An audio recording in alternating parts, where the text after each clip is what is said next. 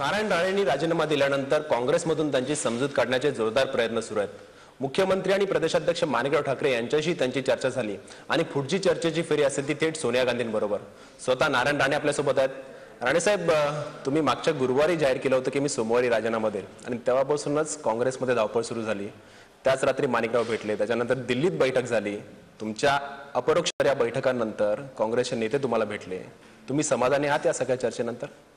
नाही, समाधानाचा प्रश्न नाही आहे समाधानाचा, कारण मी जो राजीनामा दिला त्याच्यावर निर्णय झालेला नाही। जेव्हा योग्य निर्णय होईल त्यावेळेला मला समाधान वाटेल।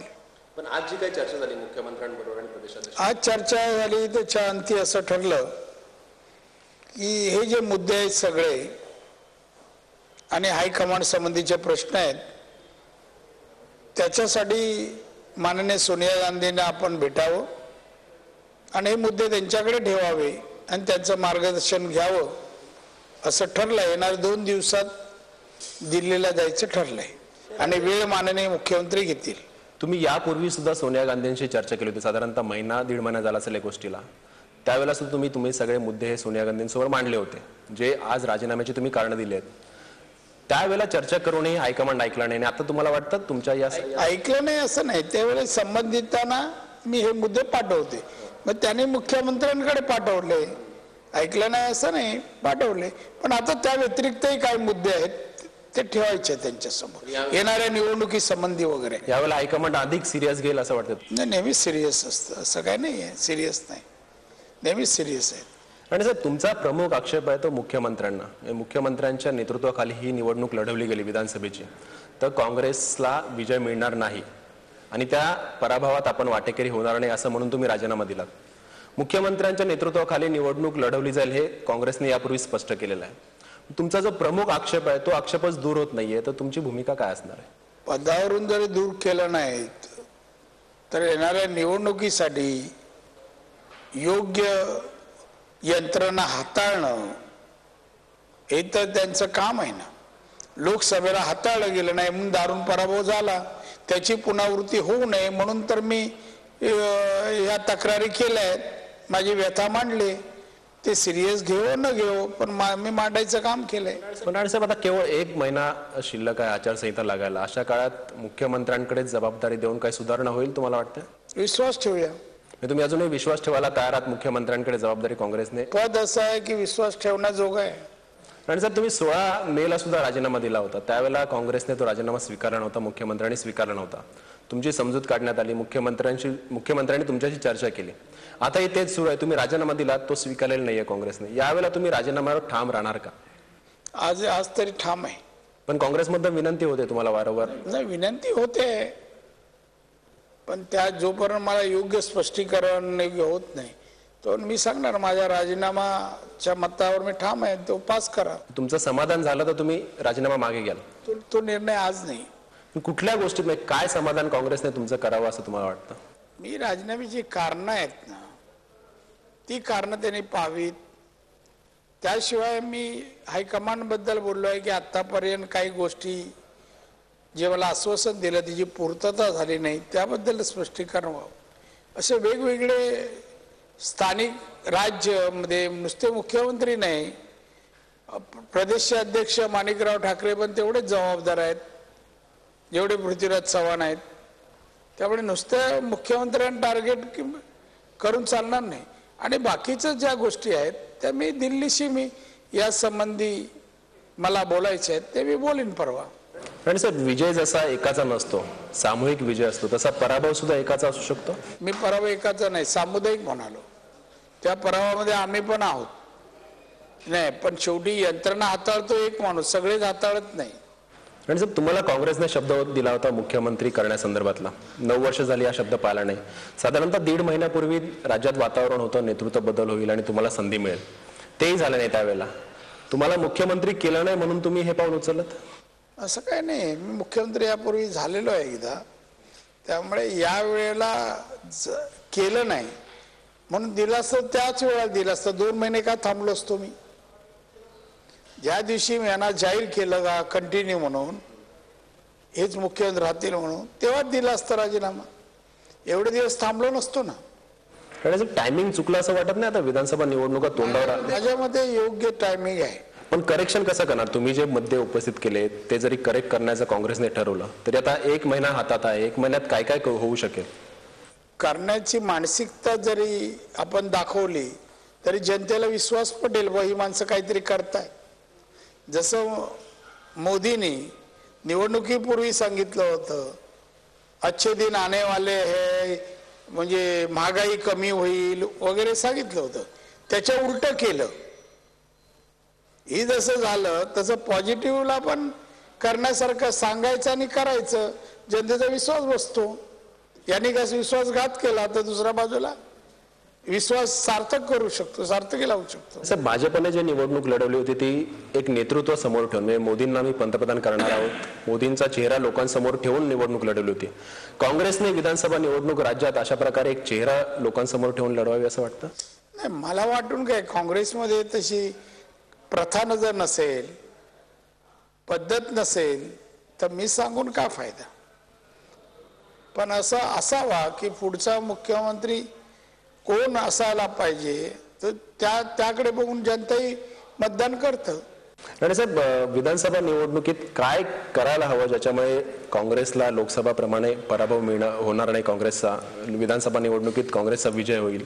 तुमचे काही प्लॅन्स आहे, स्ट्रॅटेजी आहे जी तुम्ही? सगळं आहे पण ते आता इथे सांगण्या एवढा वेळ नाहीये. बरेचसे प्लॅन होते, बऱ्याच गोष्टी ठरवलेल्या होत्या, बऱ्याच गोष्टी मी कॅबिनेटच्या बाहेर सांगितलेल्या होत्या, त्यावर काय होत नाही म्हणून तर हा राजीनामा आहे ना. या सगळ्या गोष्टी हायकमांडला सांगितलेल्या तुम्ही? हो, बरेचसे सांगितले. त्यावेळेला हायकमांडने ऐकलं नाही? नाही, सांगितलं की हायकमांडने यांच्याशी बोलते म्हणून मुख्यमंत्र्यांशी. मुख्यमंत्र्यांशी चर्चा झाली हायकमांडची की मुख्यमंत्र्यांशी चर्चा होऊनही मुख्यमंत्री ऐकत नाहीत? ते माहित नाही मला. साहेब राजकारणासंदर्भातला तुमचं काय पुढचं भवितव्य असणार आहे? कारण राजीनामा जर स्वीकारला नाही काँग्रेसने तर तुम्ही काँग्रेसमध्येच राहणार की काय भूमिका घेणार? मी सांगितलं, मी जर आणि तरला उत्तर देत नाही. त्यामुळे राजीनाम्यानंतर काय करणार, राजीनामा मंजूर झाल्यानंतर सांगेल. राणे साहेब महाराष्ट्राचं लक्ष तुमच्या सोमवारच्या म्हणजे कालच्या पत्रकार परिषदेकडे होतं की राणे साहेब काय भूमिका मांडणार, ते काँग्रेस पक्ष सोडणार की काय? तुम्ही फक्त राजीनामा दिलात आणि पुढची सगळी वाटचाल जी आहे ती संदिग्ध ठेवलेली आहे. म्हणजे तुमच्या बाबतचा सस्पेन्स अजूनही कायम आहे. लोकांना उत्सुकता आहे की नारायण राणे पुढचं काय पाऊल उचलणार. चॅनेल चालावं म्हणून सगळं केलं मी. आणि साहेब तुमची भूमिका काय असणार आणि निवडणुकीत तुम्हाला काय जबाबदारी हवी असं वाटतं? मी काँग्रेसने जबाबदारीने जी काय निर्णय सगळ्यांनी म्हणून काम करायचं आहे. काँग्रेसला विजय मिळेल, सत्ता कायम राहील अशा दृष्टीने प्रचार यंत्रणा असली पाहिजे आणि ती राबवली गेली पाहिजे. जी जनतेची नाराजी आहे ती या शॉर्ट पिरियडमध्ये दूर करण्यासाठी प्रयत्न व्हायला पाहिजे. जशाच्या तशा परिस्थितीत निवडणूक आपण लढलो तर मागे जे झालं तेच पुनरावृत्ती होण्याचा संभव आहे.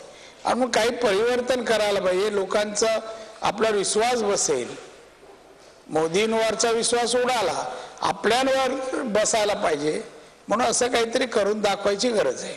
नारायण राणेंना साधारणतः महिनाभरापूर्वी मुख्यमंत्री केलं असतं तर राज्यातील काँग्रेसची स्थिती वेगळी असते. आता नक्कीच तसं दिसलं असतं. आता काहीतरी बदल होणार एवढा विश्वास लोकांना वाटला असता. आणि साहेब 2005 साली तुम्ही शिवसेना सोडताना थेट पक्ष नेतृत्वावर टीका केली होती आणि शिवसेना सोडली होती. पक्षाच्या बैठकींना मला बोलवलं जात नाही, काही महत्त्वपूर्ण निर्णयांमध्ये सहभाग होत नाही अशी टीका तुम्ही त्यावेळेला केली होती. 2008 साली ज्यावेळेला मुख्यमंत्री राज्यात बदल तेव्हा तुम्ही काँग्रेसच्या पक्ष नेतृत्वावर टीका केली होती आणि तेव्हा सुद्धा काँग्रेस सोडण्याचा जवळपास तुम्ही शेवटच्या म्हणजे ठाम होता, कारण काँग्रेस विरोधातच सोनिया गांधींविरोधात तुम्ही टीका केली होती. आत्ता मात्र राणे तेवढे ॲग्रेसिव्ह दिसत नाहीत, तेवढे आक्रमक दिसत नाहीत. म्हणजे तुमचं हे तिसरं बंड म्हणावं लागेल, परंतु हे बंड थोडं शांततेने आहे, थंड आहे असं वाटतं. नाही, 2005ला मी शिवसेना सोडायचा प्रश्न म्हणजे निर्णय घेतला होता आणि त्यामुळे शिवसेनेत राहायचंच नव्हतं. त्यामुळे तो नव्हता माझ्यासमोर. आणि दुसरा प्रश्न म्हणजे त्यावेळेला मी काय काँग्रेसमध्ये जाणार असं ठरवलं पण नव्हतं. 20 दिवसानंतर मग ठरवलं कुठे जावं ते.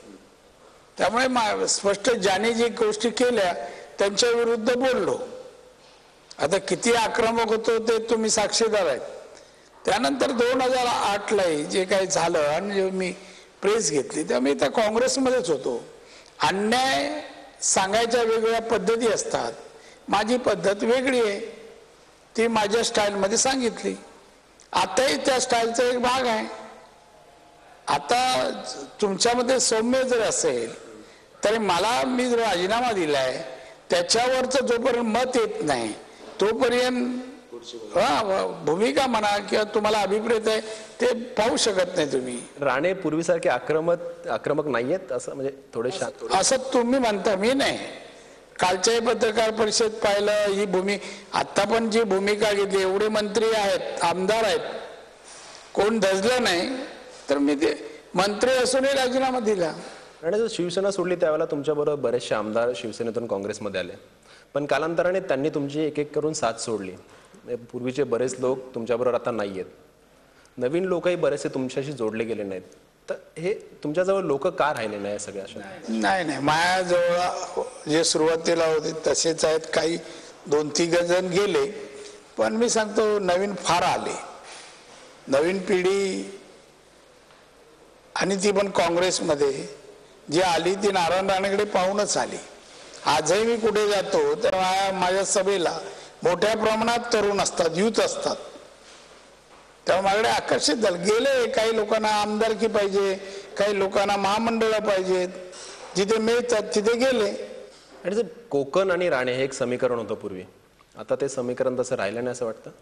समीकरण कायमस्वरूपी असेल, ते असं मिटणार नाही. कोकणातील जनता तुमच्या पाठीशी कधी विसरणार नाही, कधी विसरणार नाही. लोकसभा निवडणुकीमध्ये राणेसाहेब वेगळं चित्र दिसलं.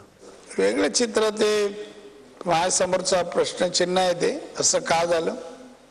आणि म्हणूनच मी नाराजीने राजीनामा दिला.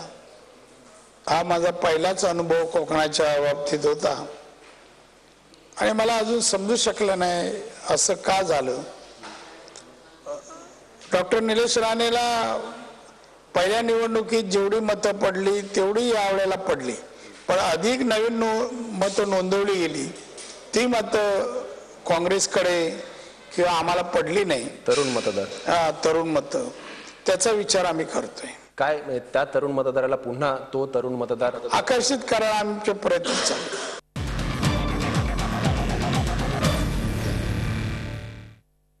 आणि साहेब तुम्ही स्वतः परत निवडणुकीला उभे राहणार कुडाळमधून? नक्की झालं नाही. आता याच्यानंतर ठरवेन मी. मग कुडाळमधला काँग्रेसचा उमेदवार कोण असेल ते आता सांगणं कठीण आहे. कुडाळमधील कोण आणि कणकवलीमधून कोण, तिथे नितेश राणेला चॉईस दिली जाईल. तो जिथे म्हणेल तिथे तो उभा राहू शकतो. मग त्यांच्याशी चर्चा झाली तुमची नितेश राणेंशी या संदर्भात? नाही झाले. नितेश राणे इच्छुक आहेत विधानसभा निवडणूक लढवायला? हो. त्यांचा कुठला प्रेफरन्स आहे, कुडाळ की कणकवली? ते अजून सांगितलं नाही त्यांनी. तुम्ही सुद्धा आपला मतदार अजून ठरवलं नाही? नाही, त्यांच्यानंतर मी ठरवेन की लढायचे की नाही ठरवेन. इथून सुरुवात आहे. अच्छा, म्हणजे तुम्ही राजकारणात निवडणूक लढवणार की नाही, 2014ची विधानसभा निवडणूक लढवणार की नाही या संदर्भातला निर्णय घेतलेला नाही? कधीपर्यंत हा निर्णय होईल आपला? तर घेईन आठवडाभरात. हा निर्णय घेताना तुम्ही कोकणातील जनतेशी पुन्हा एकदा संवाद साधणार आहात? आता साधून आलो ना मी, 3 दिवस होतो. काय म्हणजे लोकांच्या भावना काय आहेत राणेंसंदर्भात? लोक माझ्या बरोबर आहेत. मी राजकारणात राहावं, निवडणूक लढवावी असं त्यांचं मत आहे. लोक भावनेचा आधार केला जाईल, विचार करेन. राणेसाहेब कोकणात जे आता सगळं सुरू आहे त्या सगळ्यामध्ये तुमच्या बरोबर जे होते, मग त्याच्यात राजन तेली असतील किंवा आणखीन काय तुमचे समर्थक असतील, ते या दौऱ्यामध्ये दिसले नाहीत तुमच्या बरोबर? कोण राजानच दिसला नाही, बाकी कोण सगळे होते.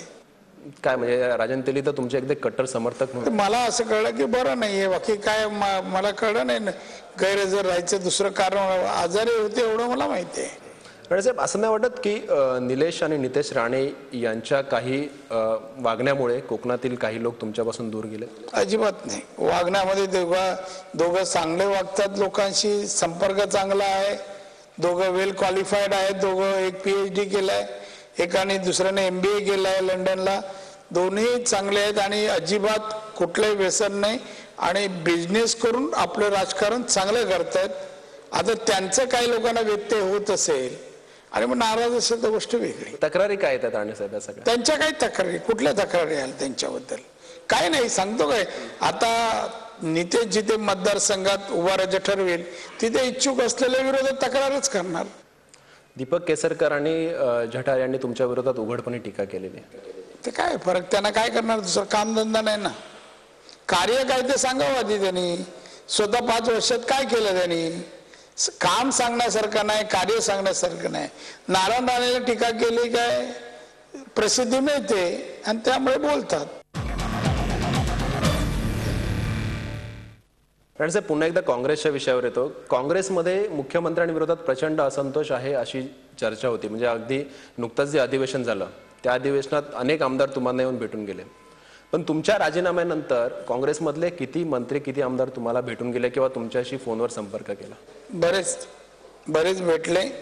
पहिल्या दिवशीच भेटले. अगदी पत्तरंगरापासून सिट्टीपासून वर्षा बरेच मंत्री येऊन गेले आणि आमदारही बरेच आले आणि काही फोनही करतायत. काय भावना आहेत त्या सगळ्यांच्या? काय भावना, राजीनामा आम्हाला सोडू नका, आमच्या सोबत राहा असं म्हणणं आहे त्यांचं. ह्या भावना सगळ्या ते पक्षश्रेष्ठींपर्यंत पोहोचवणार की तुमच्या? नाही, मी कशात सांगू माझ्यावर किती आमदार आहेत किती मंत्री आहेत. त्यांना माहिती आहे की माझ्यावर किती लोक असू शकतील, किती मित्र आहेत, किती सहकारी आहेत, त्यांना माहिती आहे सगळं.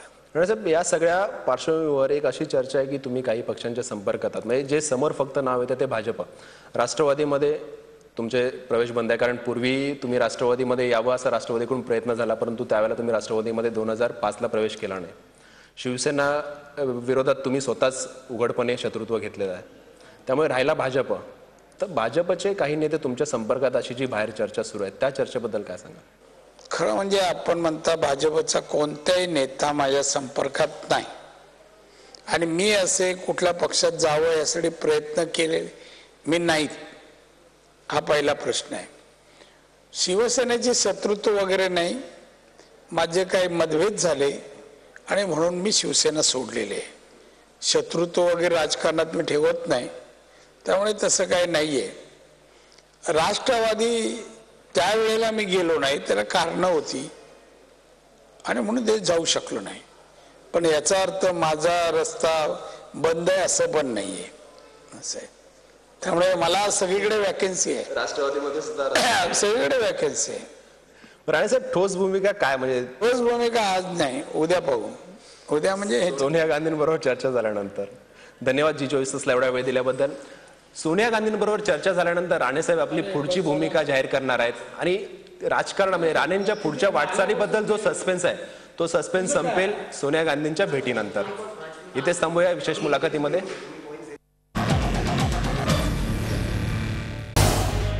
Zee 24 तास रहा एक पाऊल पुढे.